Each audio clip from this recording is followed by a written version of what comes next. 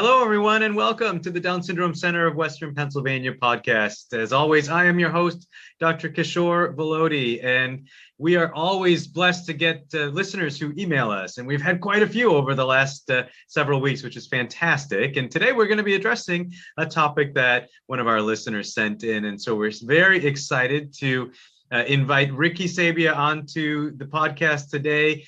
Ricki works for the National Down Syndrome Congress, for which many of you know I was the president of the board for a long time, and now immediate past president, and got to know Ricki really well during those time. And for this type of question, I can't think of a better expert. Ricki, thank you so much for joining us on the podcast. You're welcome. It's my pleasure.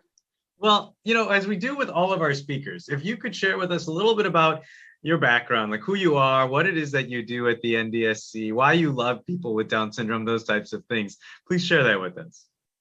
Well, I was trained as a lawyer and was doing different kind of work until my son was born with Down syndrome. And I decided to stop working and stay at home for a while because of all the therapies and things he needed. That's part of my privilege. I was fortunate to have that option. And then I saw that he was struggling in ways that had nothing to do with his Down syndrome and had more to do with society and policies and individual low expectations, and therefore decided to make a career change when he was about 8 and got involved in policy work, first locally at the district on committees as parent voice, and with the state, and eventually on the national level.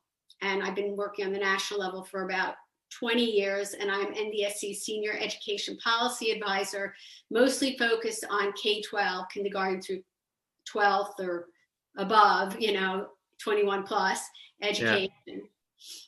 And I think anyone who's worked within this field or has looked into anything education related, your name comes up. And so I think it's so great that you're able to join us on this podcast.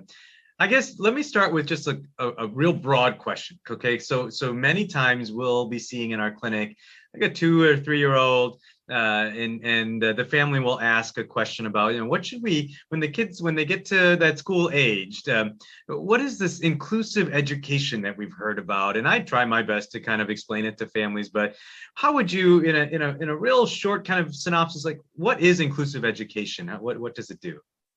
So inclusive education, when we use the term, normally is referring to 80% or more of the day in a general education classroom. And, there can be other percentages that some students are in the regular classroom, used to be called mainstreaming, if you were in the class for, say, art and gym and lunch, but not academics. The move, when my son, who's 29 now, I can't believe it, was moving from preschool to kindergarten, it was much more about the mainstreaming. He was the first child in his school with Down syndrome to be in regular classes. He was in preschool, regular preschool. That was not very common back in those days, but that's the technical term, when we talk about policy. But it's really, obviously there can be different degrees of inclusion, but 80% or more of the day is generally what we refer to, because it covers the academic classes, not just the specials and the recess and lunch. And I, you were talking about, your son being 29. For my brother, who's 46, we never went to the same class, never were even in the same school building really together, because back then, at least where we were, there was a special building for people who needed extra help, and that's where they went. And there was none of this idea of even inclusion in a classroom together with other children. And I guess my question to you would be, what are some of the benefits that you see or have seen for inclusive education for young people with Down syndrome?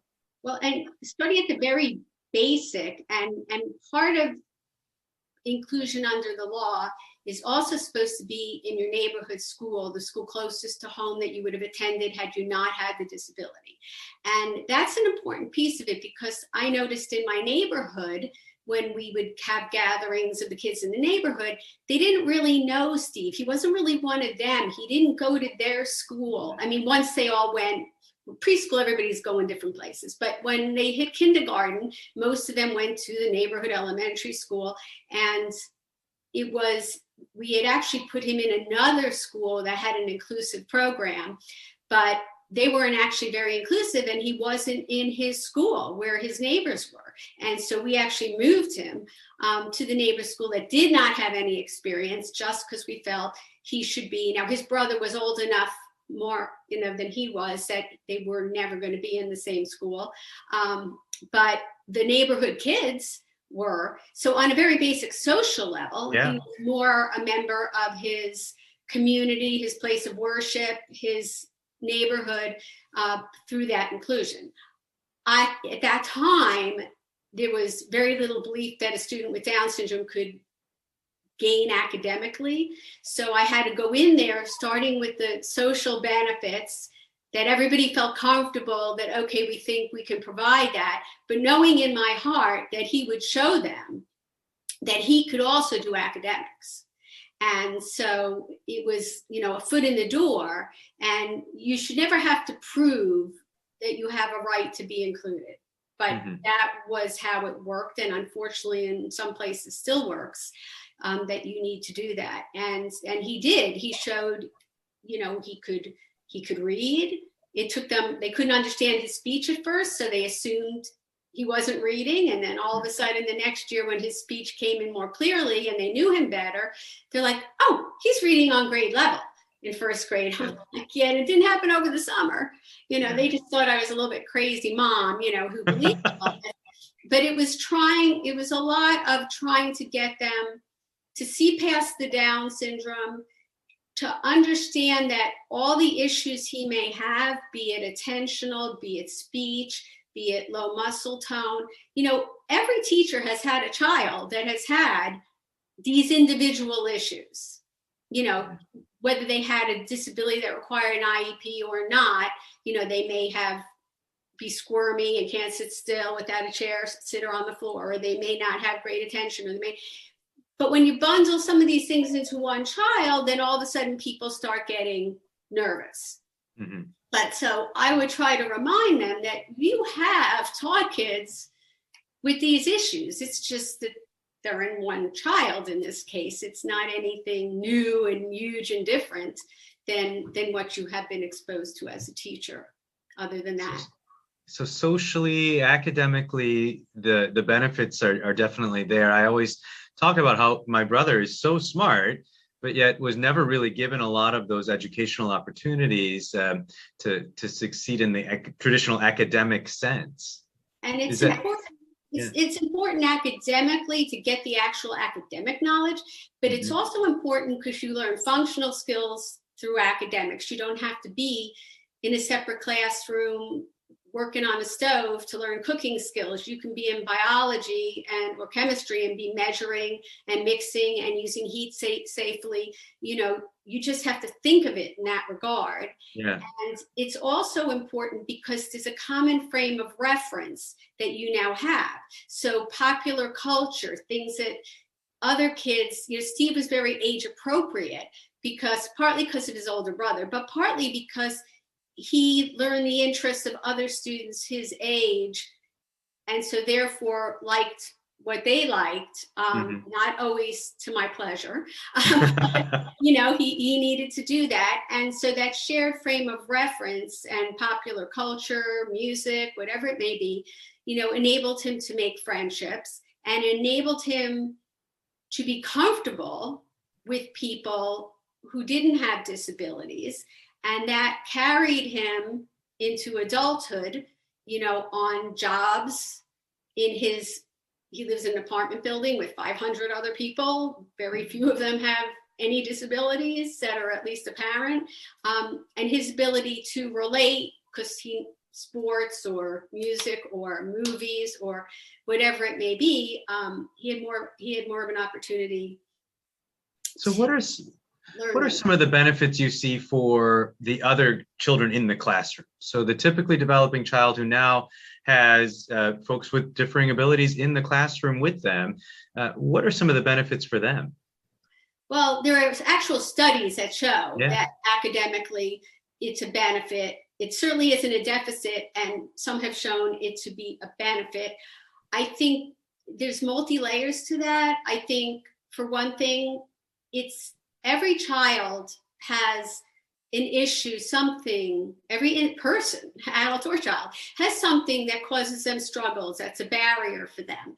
And they can relate to that.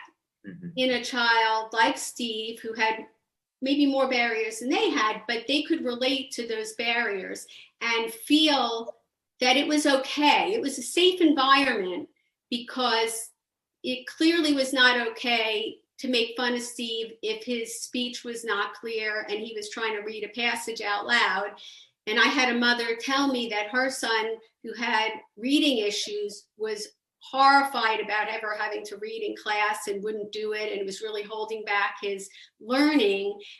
But he saw that how hard Steve tried, and that no one gave him a hard time, and so therefore he felt empowered. I also think it helps just because the world is a diverse place, becoming ever more diverse.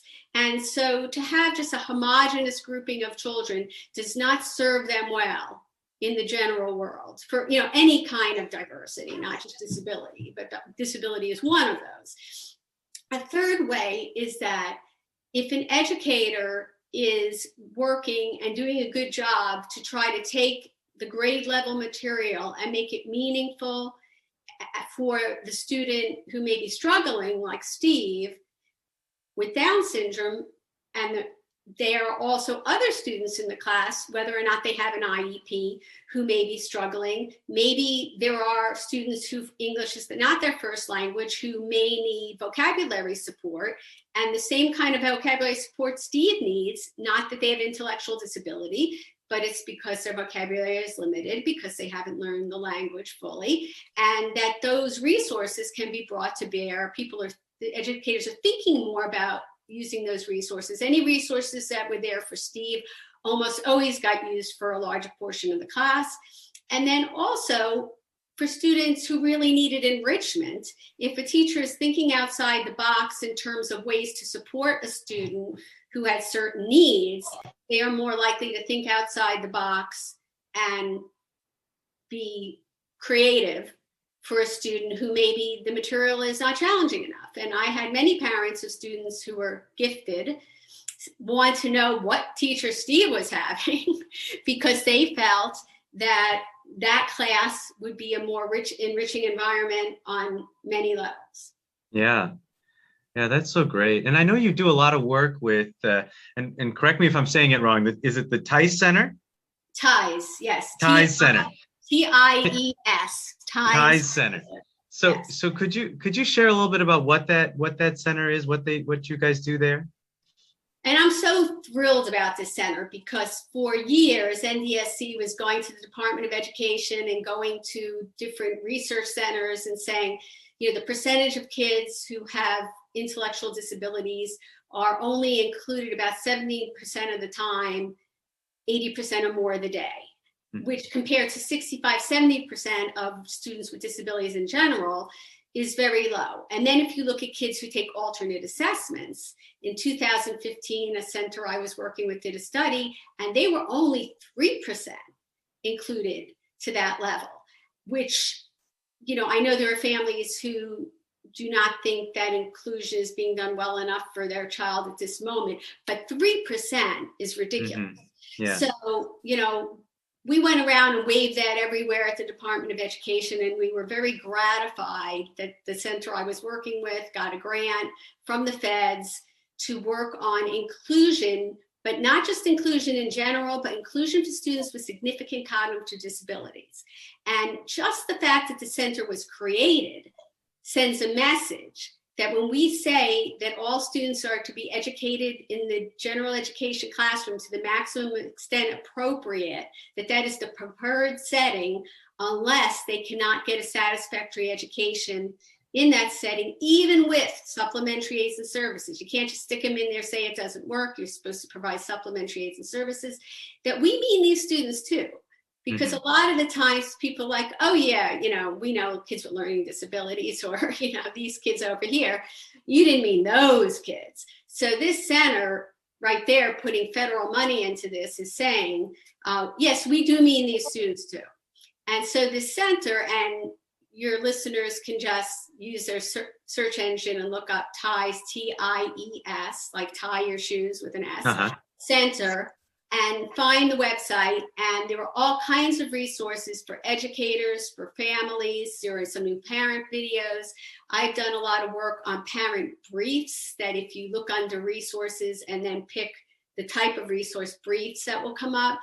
And they're there to talk about what the law is, what the expectations are, what supports a parent's argument that their child should be included. But more importantly, it works on, the T is for time, more percentage of time in regular ed, but the I is for instruction and effectiveness, and systemic change is the S. Okay. So it's more than that, because it isn't enough to have our children have their seat in the general education classroom and not be getting anything meaningful out of it. We don't want, this isn't about being a class mascot, or, this is about a meaningful educational experience for this child.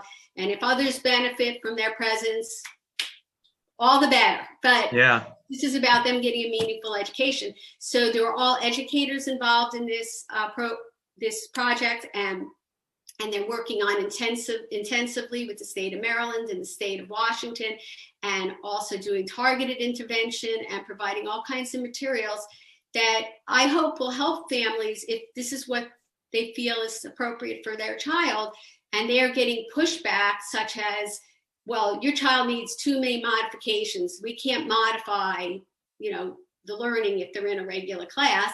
Sets out information such as that IDA says that needed modifications to the curriculum cannot be the sole reason for not being included in general education, age-appropriate general education settings. That they're armed with this information, because there's a lot of misinformation that families are told, and they need to go in armed with correct information, from a federally funded center, if that is what they're trying to advocate for. I wish I had those things when I was trying to advocate for Steve, because I was just like one crazy mama. And and we will. You asked me about loving people with Down syndrome. Yes. Like everybody else, people are drawn to people who have like experiences. So I was drawn to families who have kids with Down syndrome, and I saw that no matter what their ability, their needs, their strengths, they were not being treated as individuals like the law says.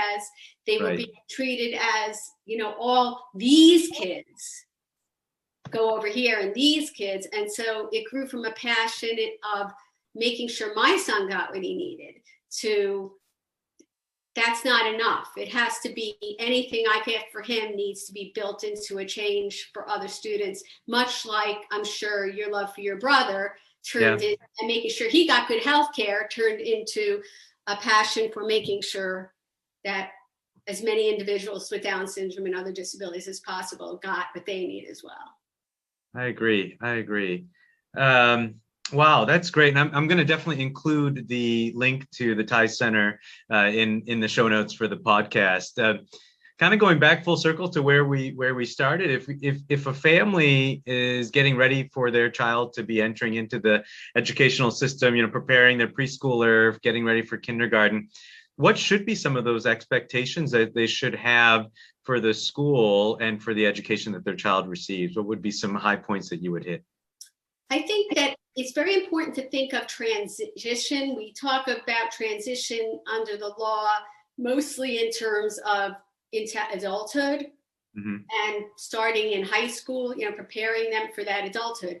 But I believe you have to start preparing your child for adulthood as soon as they're born, and certainly when they're entering from preschool to kindergarten. The more you can help your child be independent, the more you can give your child experiences that will enable him or her to move amongst typical peers in school. I know one of the things I faced is that they wanted to put him on the special ed bus and not the bus that came in our neighborhood and picked up all the other kids. And I felt very strongly that, that school bus stop experience is an important part of the day. And also, I would say to him, that he needs to be able to learn to do this, he's going to get pushed, he's going to get jostled.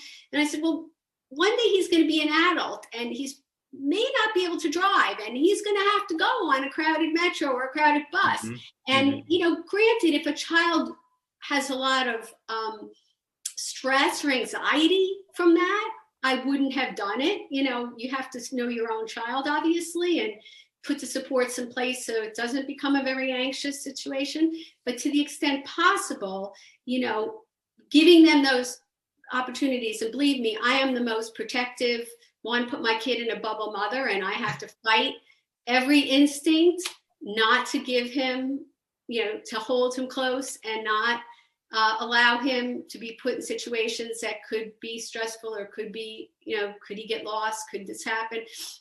Because I know for his life later, just like I wouldn't keep my older son from getting behind the wheel of a car or going off to college. I have to bite my fingers and, hope for the best. And but any of those opportunities are important. And also to know that there are laws that support your child's education. It's a long time now that IDA has been in place since the 70s when our kids weren't even allowed in the school. And then they were allowed in the school, but they built up all these segregated places. Right. And then when our friend Madeline Will came around and was with the Federal Department of Education as assistant secretary, she started the idea of general education.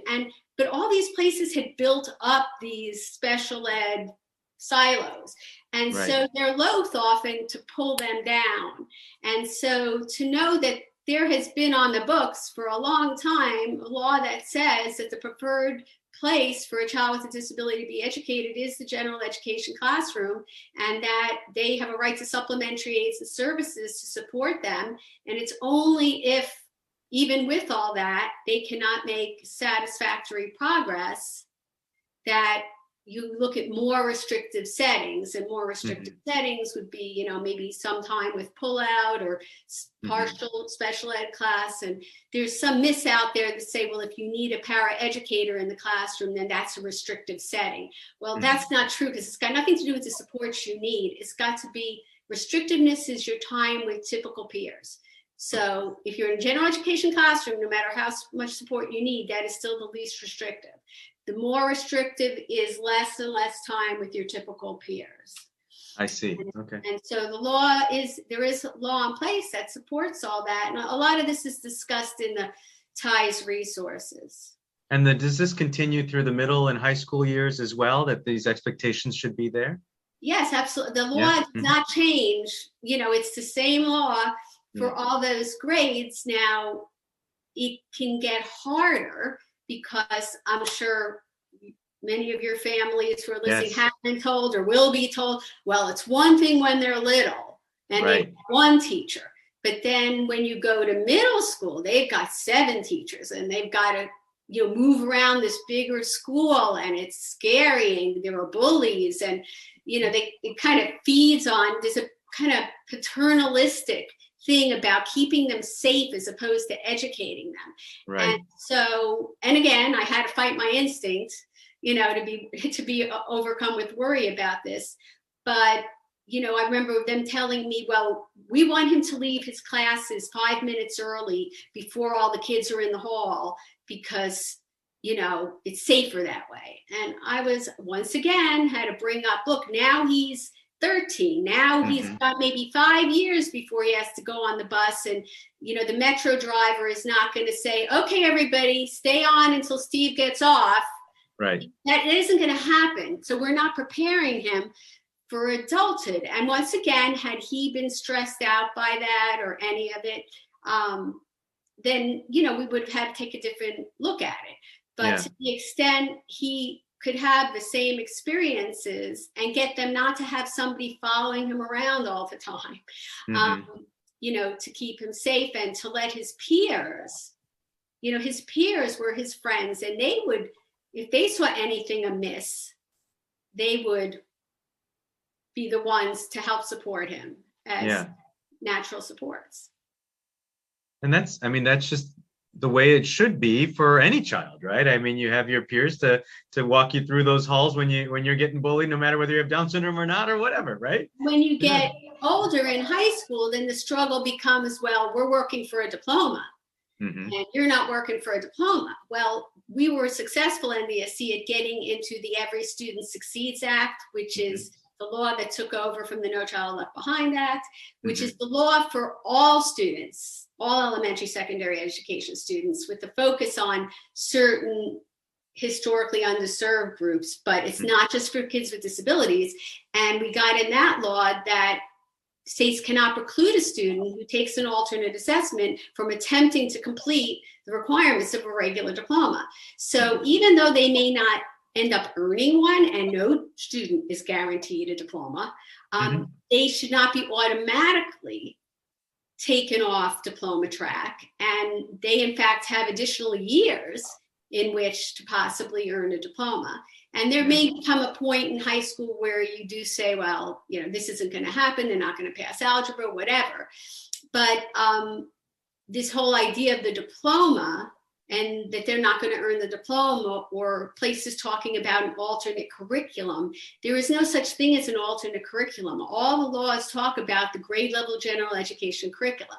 Now, that doesn't mean you don't modify the breadth and depth and scope, or use other materials to help support them, meet them where they are, use universal design for learning. If a teacher uses universal design for learning, they're looking at all their students and varying ways to give information, to find out what the student knows, to engage the student. All those things play into it, but it's not supposed to be some completely alternate curriculum that they have. And then the next step is, and they need to be here to learn that. Yeah. And I know it's a big topic that we're touching on today, and it's one that a lot of families I know run into. They'll say, "Well, we heard you say this. We heard that there is these laws. We heard that we're supposed to have these expectations, but the school just won't do it." And so, in those moments, and those roadblocks start coming up, what are some suggestions that you might have for families, places where they might be able to get more resources, other than the website we talked about for the TIE Center? But what else? Well, I definitely think the TIE Center is very helpful. One of the things that was so important for Steve when he had middle school, and I had never heard of it until middle school, was universal design for learning, the concept of universal design for learning, and having multiple means of representing information for him, multiple ways for him to show what he knows, multiple ways to be engaged. And that this is important. And you can look up CAST.org, CAST.org, who were the originators of UDL, or just look up Universal Design for Learning in your search engine. And because it's much more prevalent now, but I had not heard of it. And I started talking about it at Steve's IEP meetings, and then started working on it as a policy in my district. And we eventually had the first law in Maryland to implement Universal Design for Learning. And now it's more known, and it's also part of what TIES does. But it's very helpful to have that, to understand that there are, even if they're reading a book, and this is more of an issue when you get to middle school or high school, when they're reading like Lord of the Flies or the Odyssey, or something that is, going to be up here in terms of being able to participate. But there are movies, there are adapted versions, there are many different ways to supply that information. They can even do picture books with the universal picture symbols that you see when people need them for communication, for them to get the general concepts and themes of it and be able to participate around that book. And I remember when Steve was doing Lord of the Flies, and we watched a movie, we did this, we did that. At the time, I would make chapter summaries for him. Now it's much more adaptable. Things come in ways more digital. I couldn't cut and paste back then. You had to type it up yourself. Yeah. Things like that. But it was amazing what he took from that because, and my husband gets mad when I say this, but Steve is not, there are people who are like total rock stars out there, whatever, they're just so high above. I mean, Steve had his speech issues. He had a lot of issues. He's a fairly typical in his struggles, but there was more there than anybody thought because he had these opportunities. And so we were watching the TV show Lost, if you remember the show Lost, and Steve said, like Lord of the Flies. And I'm like, that's right. That's exactly right. And in fact, one of the characters is reading Lord of the Flies in that show. Oh my. And so, there's just so much more. The low expectations do not give them the opportunity to get what they can get. And I remember being told, well, there's no reason Steve needs to learn Shakespeare. And I said, well, why does any kid need to learn to Shakespeare? I mean, there's a lot of kids that would tell you they have no use for it in their later life, but if someone has deemed it important for them, then it's important for him. So there was a book called No Fear Shakespeare that had the modern English, and we worked through that, and he watched the plays, and he so loved the play format that he ended up getting involved in community theater, which is something he does to this day. So I would argue he got more out of that class than did most of the other students. But we wouldn't have known that if he hadn't had the opportunity. So rather than say, we give up on this idea of an inclusive environment in the school, we would encourage that there be some alternate thought processes. How can we teach this material in a different way rather than just give up and find that classroom and close the door, without them. And what are the really core pieces? They don't have to know every single battle of the war and every general and everything. I don't think any kid does. I kind of think of what do I remember from them. Yeah. But it's all the more important for our students that what are the really core principles that they need to take from this unit to build on in the next unit or to build on when they hit American history again. In the next grade span, and or just for their life and their interest. And the teachers would say to me, well, what are the 10 or 15 most important things for Steve? And I'm like, it's not what's the most important thing for Steve. It's if all your students could only get 15 concepts or whatever, what would those most important things be? And it's amazing that a lot of educators the curriculum folks don't focus on that. And that's why they get in so much trouble when they hit Thanksgiving and they realize they're far behind, and then they're trying to race forward and they don't know what the core, the really critical pieces are to hit on. And that's part of UDL too. What are the core constructs, the really important things we're trying to get across, and don't let these other things get in the way, become barriers to students learning those things. Yeah. And to one final question I wanted to ask you, and this was actually from that email that I had received too, was as we push and bring the kids into the inclusive environment, then the question of how do we explain what Down syndrome is or to the other children in that classroom? What would be a way that a parent might be able to explain Down syndrome to the other children in that classroom? I don't know what your thoughts would be on that. Well, we ran into this because when he was in his neighborhood school for kindergarten, I knew the parents, they were in my neighborhood, and a few of them came to me and said, my kids are coming home and saying, Steve is not listening to the teacher. When she says to draw a house, he's just scribbling, or, why does he have this thing that he sits with on the floor? What's that about? And so I realized we needed to help them get to know Steve a little better. And he did not really have intelligible speech at that point in time.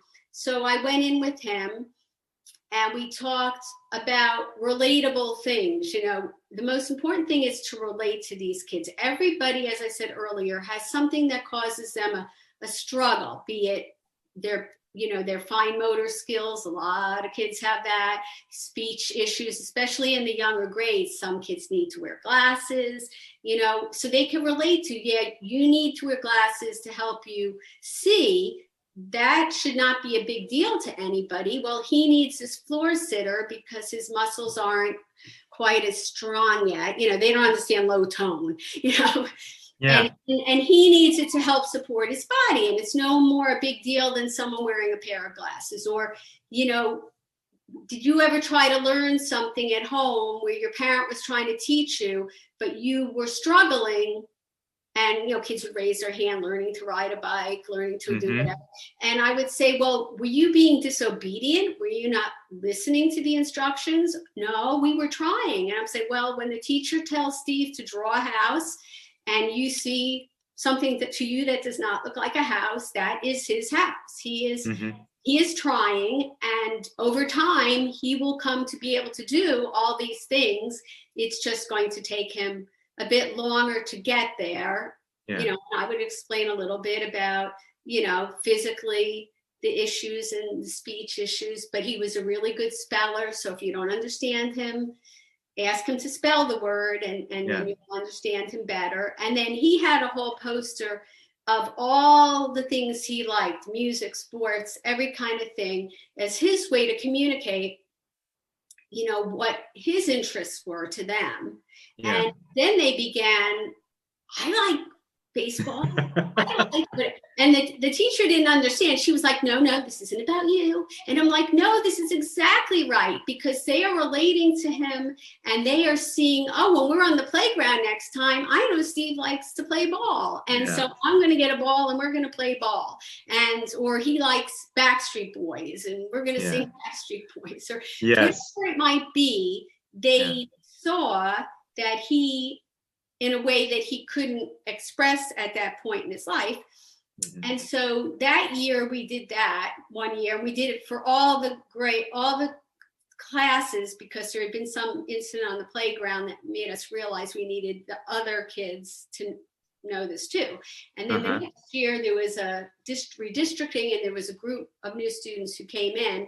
So we felt the need to do it again, but this time I let the other students answer the new students' questions. And empowered them to be the advocates. And after that, the other years in elementary school, if any questions came up, they just took care of it. I asked, you need me to come in? The teacher said, no, the other kids have got it. And then when he hit middle school, I'm like, now what do I do? It's not appropriate for a mom to go into middle school. Well, one of his friends from elementary school was on the school newspaper. And she had this idea that she wanted to do a new student spotlight, not just about Steve, but about other kids too who were freshmen. But she came up with it because she wanted a way to introduce Steve in a positive light to the other students and let people know his interests and let them know he's her good friend and he'll, you know, you would enjoy his friendship as well, which was brilliant. And not at all. And that really helped. And then in high school, you know, there were a large enough group of people at this point that it just kind of took care of itself after a while. So it sounds like being open, you know, if the school invites you as a parent to come in and talk about Down syndrome, being open with the other kids about some of the areas where your child may need a little bit of extra time, and but then also it almost sounds like the old NDSC campaign, more alike than different, you know, really making sure that families and the kids know that, hey, there's a lot more similarities between you guys than there are differences. And I think also making sure they understand that the differences are to be honored and are, you know, that it's not like, here he's just like you, so don't think about. That's a good point. Issues, but that his differences are okay too, because look, you all have, you know, this one would say, you know, she got bullied because she had a bad haircut, or they all have experiences, even as young as kindergarten, you know, and interesting questions that I would never have thought of. Like one kid asked me, is it contagious? Now, I never have thought of that, but this might have been something that kept this kid from Steve, you know, because he thought that. So, you know, I explained, no, it's not like that. And then somebody asked, well, if he ate better nutrition, would it go away?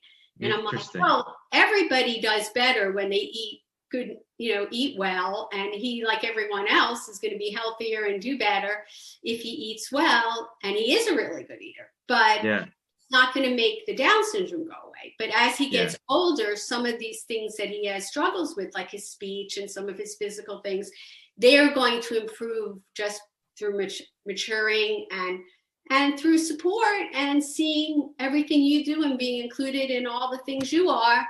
He's naturally going to, be able to overcome a lot of things that you see now in him as a 5-year-old. Yeah.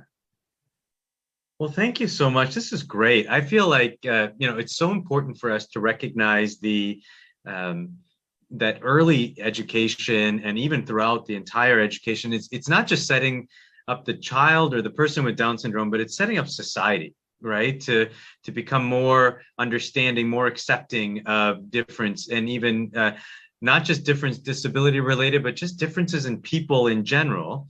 And I think this is beautiful. This is a beautiful way of doing this. Thank you so much for joining us today, Ricki. I really appreciate it. You're very welcome. Thank you for asking me. Yes. And so for our listeners, I hope that this was as helpful for you as it was for me in understanding so many things about education that I hadn't actually thought about in this much depth before. And for our listener who had sent us that email, thank you so much. I hope this answers your questions as well. For those of you who have other questions or other things you'd like us to discuss on this topic of Down syndrome and anything, please reach out to us at downsyndromecenter@chp.edu, and we will gladly look for experts to be able to join us on the podcast and discuss those things. But until next time, bye-bye.